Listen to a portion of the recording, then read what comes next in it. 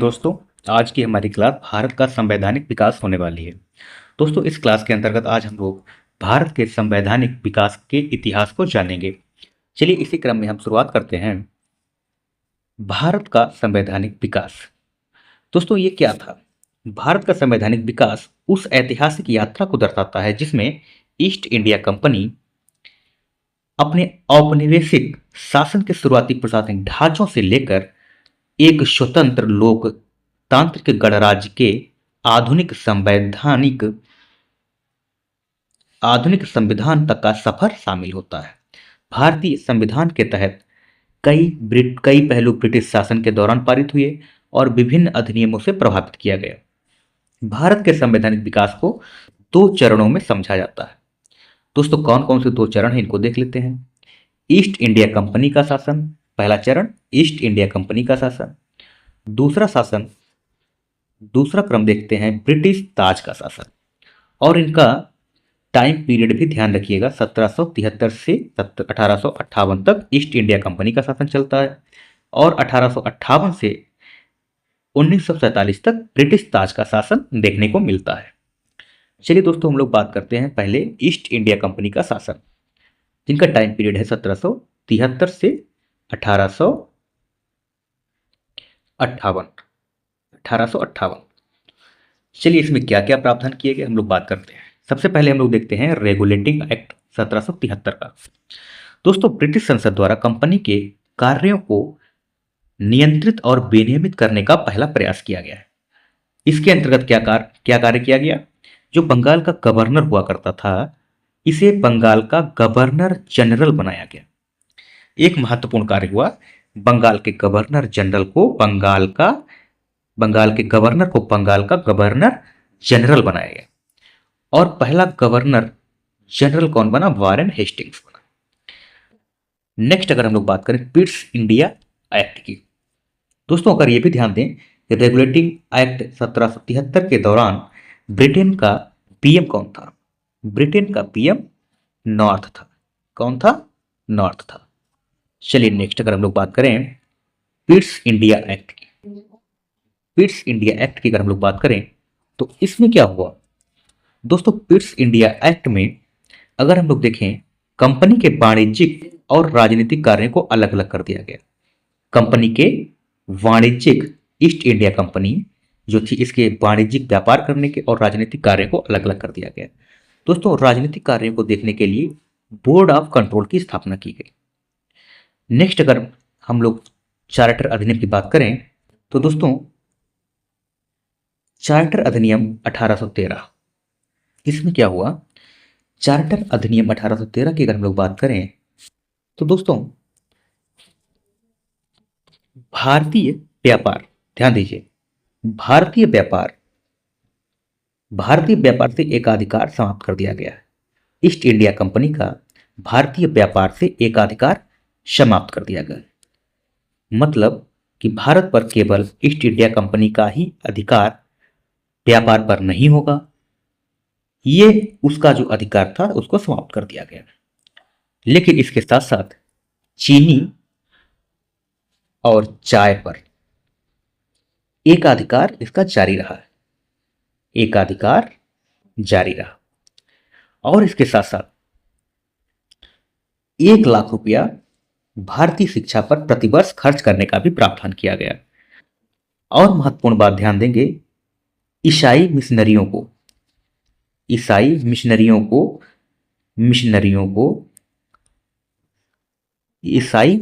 को भारत में धर्म प्रचार करने की भी अनुमति प्रदान की गई। नेक्स्ट अगर हम लोग चार्टर अधिनियम की बात करें तो नेक्स्ट चार्टर अधिनियम 1833, इसके अंतर्गत क्या क्या महत्वपूर्ण कार्य हुए दोस्तों ध्यान दीजिएगा।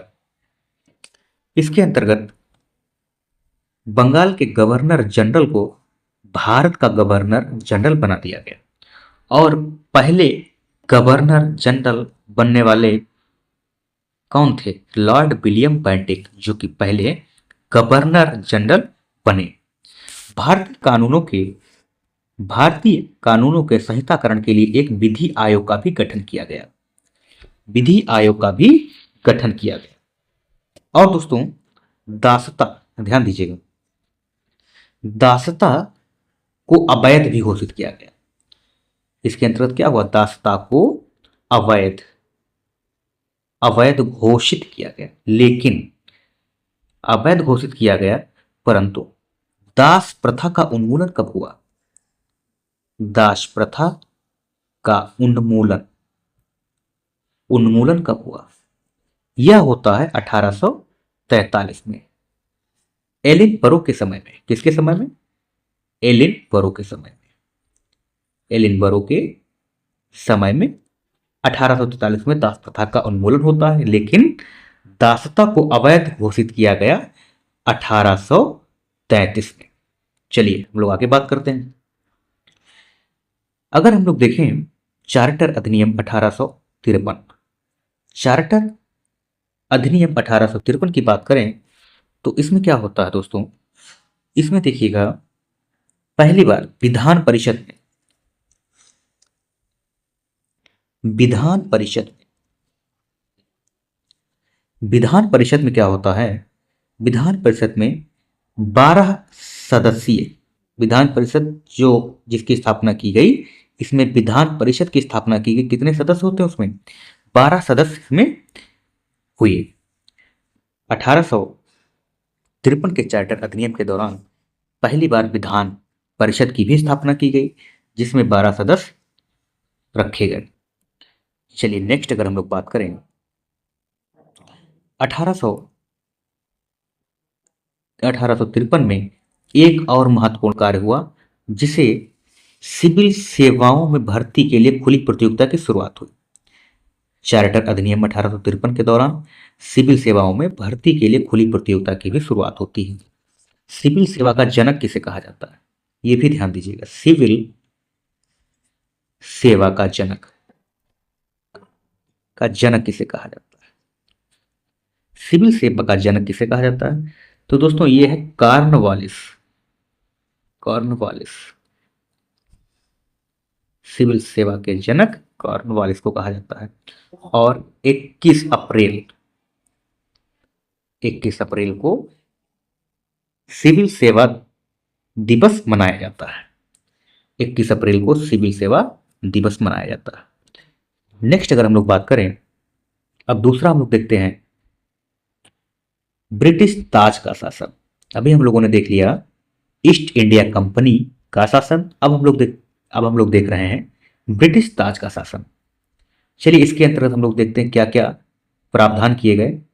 चलिए इसी क्रम में हम लोग देखते हैं भारत सरकार अधिनियम 1858। भारत सरकार अधिनियम 1858, जिसके अंतर्गत क्या होता है दोस्तों, 1857 की क्रांति के बाद भारत का शासन सीधे ब्रिटिश ताज के अधीन चला गया। जब 1857 का विद्रोह होता है, उसके बाद भारत का शासन ईस्ट इंडिया कंपनी के पास न रहकर सीधे ब्रिटिश ताज के अधीन हो जाता है और ईस्ट इंडिया कंपनी का शासन समाप्त कर दिया जाता है। इसके लिए क्या होता है, सेक्रेटरी स्टेट ऑफ इंडिया का भी एक नया पद का सृजन किया जाता है।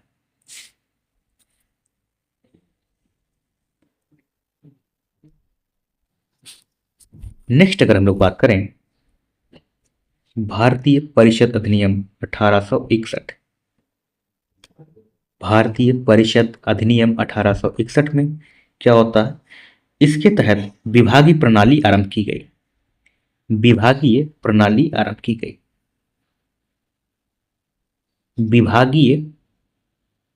प्रणाली का भी प्रारंभ किया गया, प्रणाली का भी शुभारंभ किया गया।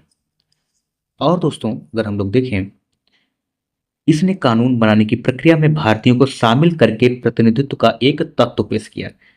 जो कानून बनाए जा रहे थे इस समय, उसमें प्रावधान किया गया कि भारतीयों को भी शामिल करके प्रतिनिधित्व किया जाए। ठीक है, इसको भी समझते रहिए। नेक्स्ट अगर हम लोग देखें भारतीय परिषद अधिनियम 1892।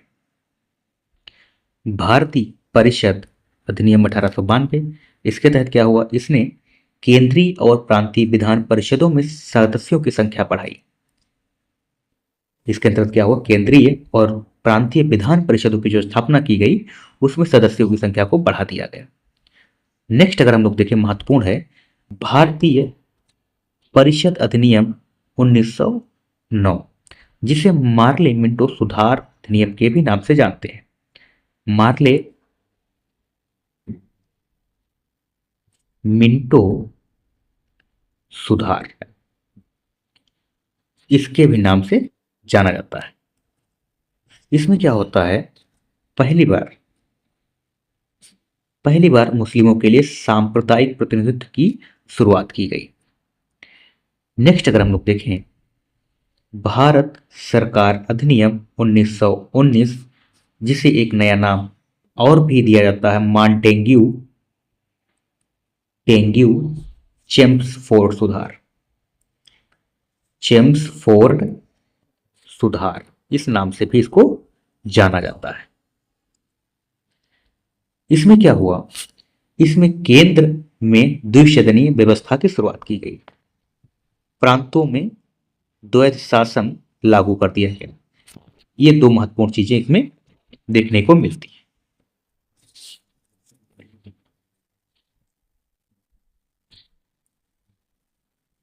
नेक्स्ट अगर हम लोग बात करें, भारत सरकार अधिनियम 1935। भारत सरकार अधिनियम 1935 यह क्या था, यह भारतीय संविधान के लिए एक महत्वपूर्ण सुधार साबित हुआ। भारत सरकार अधिनियम 1935 भारतीय संविधान के लिए एक महत्वपूर्ण सुधार साबित हुआ। इसने प्रांतीय स्वायत्तता को शुरुआत की। इसने प्रांतों को स्वायत्तता देने की शुरुआत की और प्रांतों में द्वैध शासन को समाप्त कर दिया। 1919 से जो द्वैध शासन व्यवस्था लागू की गई थी, इसे समाप्त करके केंद्र में द्वैध शासन, कहां पर, केंद्र में द्वैध शासन लागू कर दिया गया। और इसके साथ साथ भारतीय रिजर्व बैंक और संघीय न्यायालय की भी स्थापना की गई।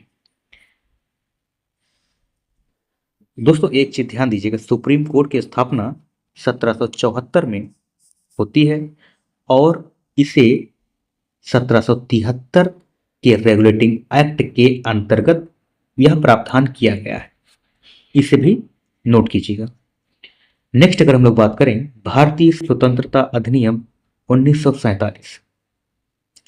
भारतीय स्वतंत्रता अधिनियम 1947, इसमें क्या होता है, इसके तहत भारत को एक स्वतंत्र राष्ट्र घोषित किया गया और भारत का विभाजन भारत और पाकिस्तान नामक दो संप्रभु राष्ट्रों में कर दिया गया।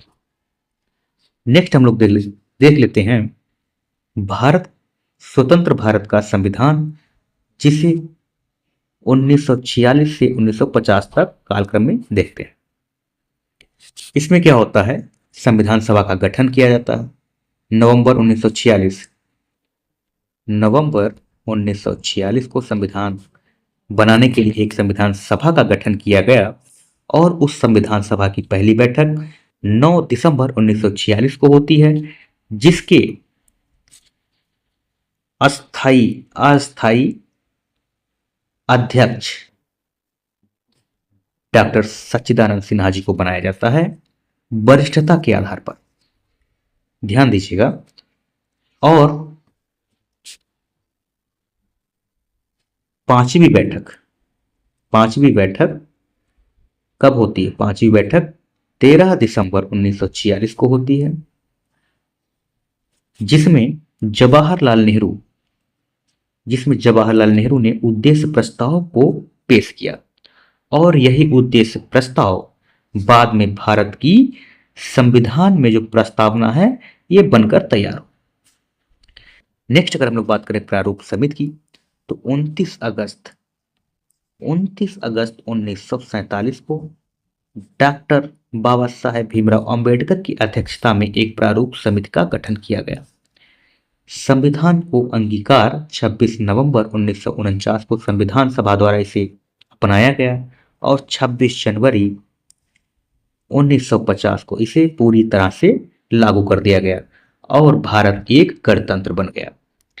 इस समय जब यह संविधान बनकर तैयार हुआ था तो इसमें 395 आर्टिकल्स थे और 8 शेड्यूल्स, अनुसूचियां थी, 8 अनुसूचियां थी, 8 सूचियां थी। धन्यवाद दोस्तों, आज की क्लास में बस इतना ही। जो लोग इस चैनल पर नए हैं वो सब्सक्राइब कर लेंगे और अपने सभी साथियों तक शेयर कर देंगे। जय हिंद, जय भारत।